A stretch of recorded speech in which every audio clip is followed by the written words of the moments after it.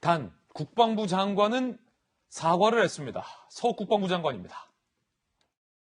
저 멀리 해외 바다에서 국가와 국민을 위해 헌신해온 청해부대 34진 장병들을 보다 세심하게 챙기지 못해 국방부 장관으로서 무거운 책임을 통감하며 깊은 사과의 말씀을 드립니다.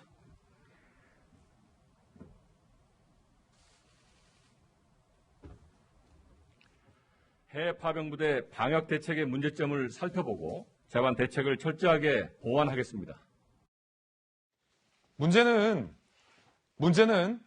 국방부 장관의 이 같은 사과가 벌써 6번째라는 겁니다. 지난해 9월 취임 후 6번 대국민 사과.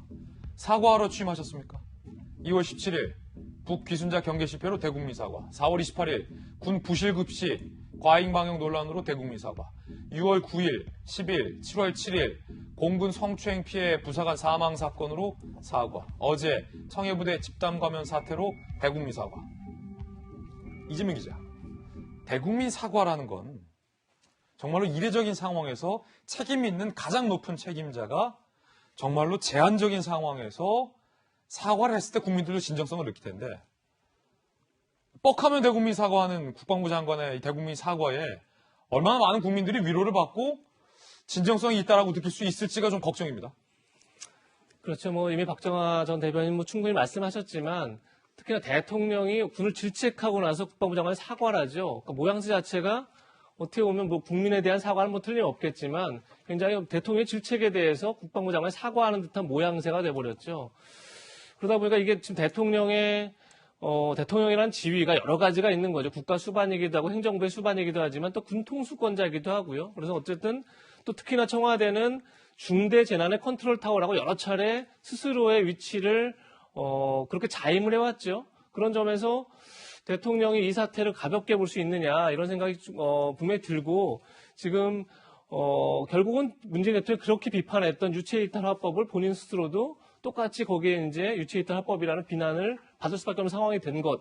결국 권력이라는 게 유체이탈화법의 속성인 것 같은 느낌이 드는 거죠. 어떤 상황을 겸허하게 성찰해내지 못하고 어쨌든 이 여론전에서 밀리면 안 된다 이런 생각이 더 강하게 지금 작동하고 있는 게 아닌가 이런 생각을 들 수밖에 없게 만드는 이제 그런 상황이 됐지 않나 싶고, 그런 점에서 대통령의 저는 유체이탈 합법을 보고 다시 서욱 장관의 사과를 받았을 때 국민들 입장에서 과연 이 정부가 진정 있는 사과를 하고 있나 이런 이제 근본적인 의문이 들 수밖에 없는 거죠. 예. 그런 점에서 국민들 입장에서 좀 안타깝게 느낄 수밖에 없지 않나 싶습니다. 현 정부가 이 상황을 어떻게 생각하고 있고 대처하고 있는가에 대한 국민들의 평가가 중요할 텐데, 국방부 장관이 대국민 사과를 했고 대통령도 직접적인 사과는 없었습니다만 군에 대한 질책을 했는데, 정작 우리 군은 이 초유의 감염 사태를 신속한 후송 작전으로 포장을 했습니다. 상황 판단 잘하고 있는 거 맞습니까? 청해부대 집단 감염 사태 경과를 국회에 보고했는데, 국회 보고 내용 중에 우리 군사 외교력이 빛을 발휘한 사례, 최단 기간 임무 달성한 최초의 해외 긴급 의무 후송 합동 작전이다 라는 식의 자화자찬 후송 작전에 빛을 발휘한 사례다라는 국회 보고 내용이 포함되어 있다는 거예요. 자, 문건까지 그래서 저희가 다시 한번 확인해 봤습니다. 분명히죠. 우리 군사 외교력이 빛을 발휘했다. 최단 기간 임무 달성한 최초의 해외 긴급 의무 후송 합동작전이다. 김영주 의원님, 네. 국회에 계셨고 서울시에서 정무 부시장도 하셨잖아요. 이런 정도의 국회 보고가 있으면 국민을 대신해서 국회의원들이 이거 우리 군을 질타해야 되는 상황 아닙니까? 당연히 지금 국방부가 뭘 잘못 짓고 있다고 생각합니다. 그리고 혹은 거대 여당이다라는 것을 믿고 국방부가 저런 식의 어떤 말하자면 보고서를 올렸다라고 하는 것은 더 큰 문제가 더 큰 문제다. 특히 만에 하나라도 여당이 이런 부분을 침소봉대했다가는 더 큰 어떤 국민으로부터 지탄을 받을 것이다, 그런 생각이 들고요. 기본적으로 보면 최근에 나온 우리가 개념 중에서 국가안보와 개인안보 이런 부분이 있지 않습니까? 결과적으로는 최근에 들어서는 개인안보가 훨씬 중요하다. 무슨 뜻이냐 하면 군에 가 있는 우리 아이들의 안보가 더 중요하다는 뜻이에요. 국방부에서는.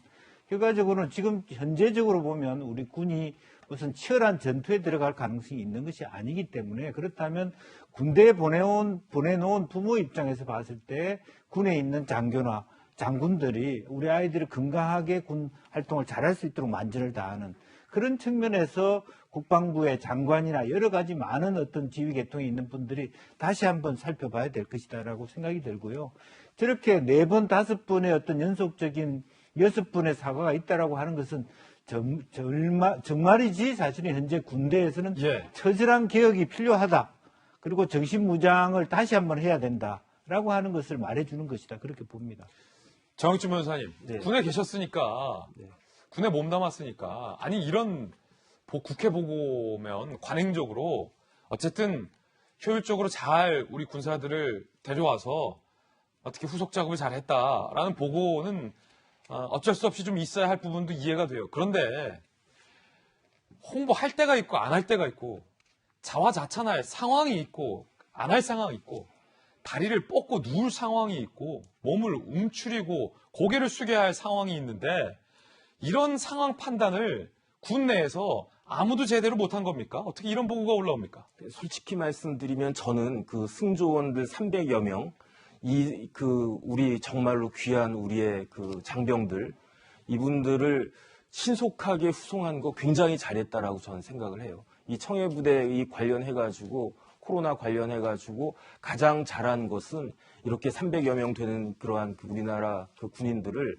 빨리 이렇게 우리나라로 국내로 들어오게 한 것, 이건 굉장히 잘했다라고 그나마 생각을 갖다가 하는데, 그거는 저희 같은 국민들이 그래도 이제 더 확산되지 않고, 만약에 정말로 생각하기 싫지만 그 한 명 한 명 아까운 일당 100의 그 최고 용사들인데, 그런 사람들 중에 한 명이라도 어떤 안 좋은 일을 당했으면 어땠을까?